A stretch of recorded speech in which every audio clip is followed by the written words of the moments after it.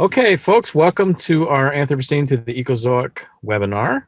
I want to thank you all for joining us either via Facebook or Zoom. If you have questions for our speakers, you can type them in the chat box along the way or wait till the end. I'll be moderating questions. You can ask them live or you feel free to write them out and I'll ask them on your behalf. Our first speaker is Joe Ament. He's a recent PhD graduate from our economic partnership, where he graduated from the University of Vermont as part of the Gund Institute for Environment and the Rubinstein School of Environment and Natural Resources. Dr. Ament is currently a postdoc at the Gund Institute and the Department of Nutrition and Food Sciences at the University of Vermont. His doctoral work was on creating and developing an ecological monetary theory. And I'm really excited today to take some of those ideas and bring them down to earth in his new work on operationalizing embeddedness in rural foodscapes through public banking. So Joe, take it away. Thanks a lot. Yeah, so as you can see, and as we were sort of joking about in the beginning, the title of my talk today is quite a mouthful. So from Polanyi to policy, operationalizing embeddedness in rural foodscapes through public banking. So what does that mean? We're going to be going through that today, and since this is a short talk, I'll be kind of covering it quickly, but the time allotted will allow us to have some good questions. But basically, I'm on a project right now that is looking to measure sustainability in the food system, and we were asked to measure different ways of develop different measurements for sustainability in agricultural systems in Vermont. And the group that I'm part of said, we really need to understand the role of social connectivity and community in these rural farms in Vermont, small and medium-sized farms in Vermont. So we're doing a project that's attempting to measure the concept of embeddedness. So today's talk, what I want to do is explain that project and then explain where I want to take this work after the project is over. And it's not letting me advance my slide. There we go. All right, so today I want to be talking about what is embeddedness, how would one measure embeddedness, what is public banking, and then how do you leverage public banking to sort of get the full piece of that title. So a lot in here. Happy to answer questions when we're finished. So right away, what is embeddedness?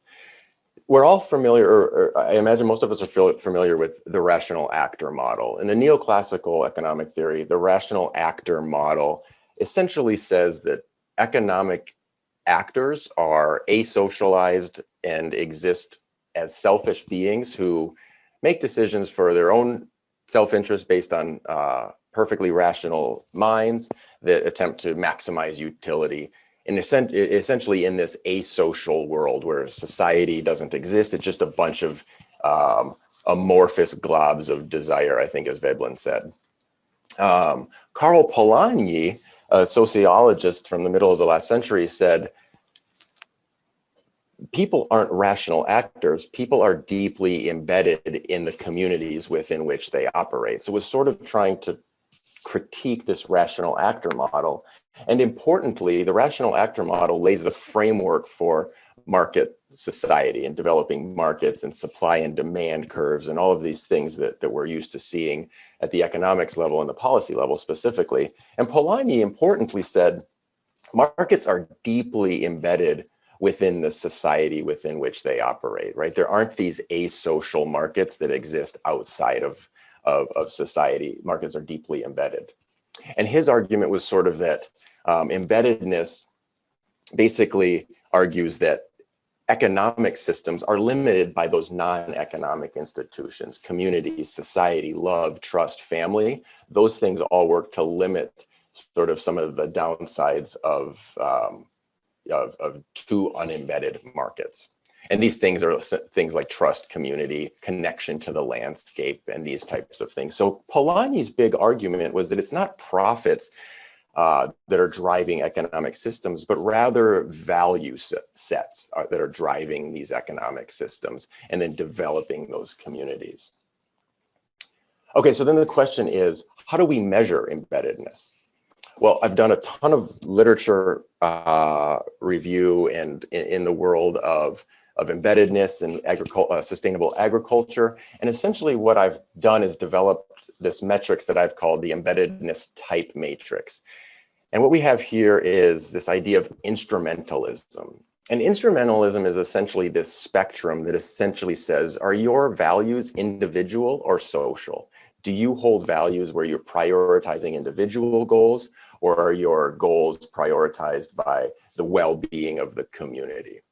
And all of us exist on the spectrum at different times and during different activities in our day-to-day lives.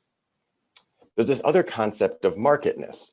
And with marketness is essentially we're saying, are these values expressed through price or reciprocity?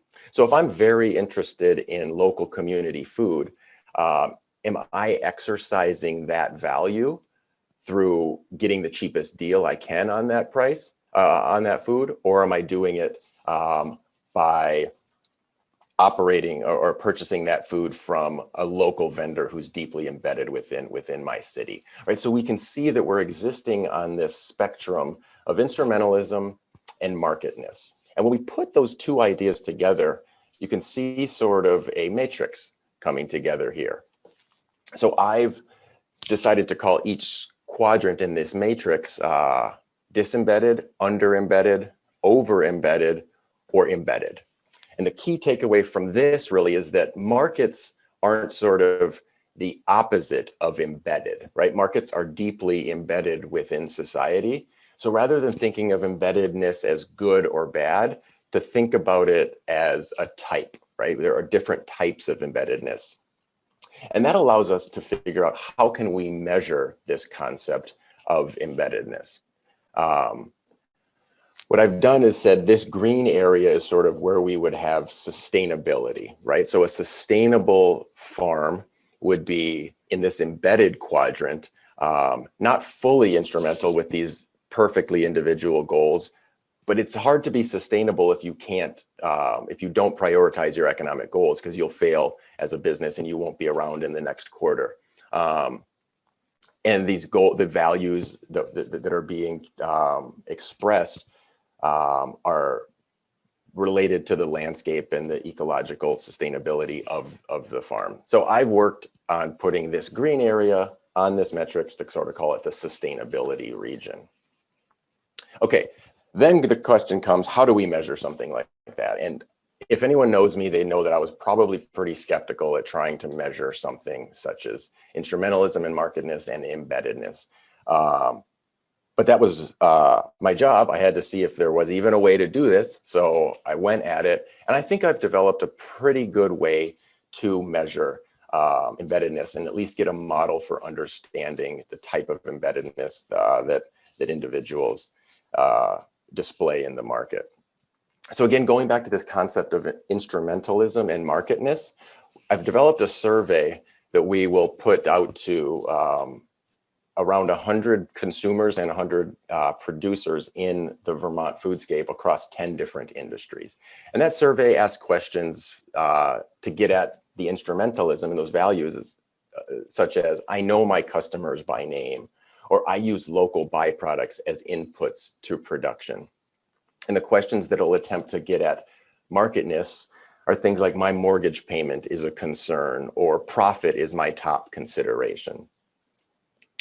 Right, so what we've done then is we'll take all of these questions, and we've got a bunch of questions, and then what we'll do is we're going to use the statistical method called factor analysis. And essentially what factor analysis does is it will take all of the answers to the questions that we will put out to people who respond to the survey, and it will organize them based upon their collinearity, essentially. And they'll basically say, do people who answer this question, I know my customers by name, also tend to answer, I use local byproducts as inputs to production at a similar rate? And what factor analysis does is it will basically say, did Joe do a good job of assigning questions to instrumentalism or to marketness? And when we'll run the model, essentially it will say, yes, those questions work to display levels of instrumentalism or marketness, or maybe this question needs to be moved down here to break up those two factors. And the interesting thing about thinking about factor analysis is when we think about factor analysis, we think of instrumentalism and marketness as two different factors that are sort of latent and existing within producers and consumers in Vermont and elsewhere. And those factors are causing producers and consumers to answer questions a certain way. So we think of these questions as underlying, and then they're expressed in a way that can actually be measured, because we're unable to measure things like instrumentalism because it's kind of a tough topic. So we'll run all those questions through this factor analysis, and then we're able to, through a bunch of different methods that I won't touch on, get these factor scores where we can say, okay, a particular producer displays instrumentalism of 0.13 and marketness of 0.41, just for example. So what we can do then is take all of those producers who responded to our survey and the consumers and plot them out on this embeddedness type metrics and get sort of a situation that looks like this. So we can see that the green are consumers who've responded and the blue might be producers who have responded. And we can get a feel for what the industry looks like.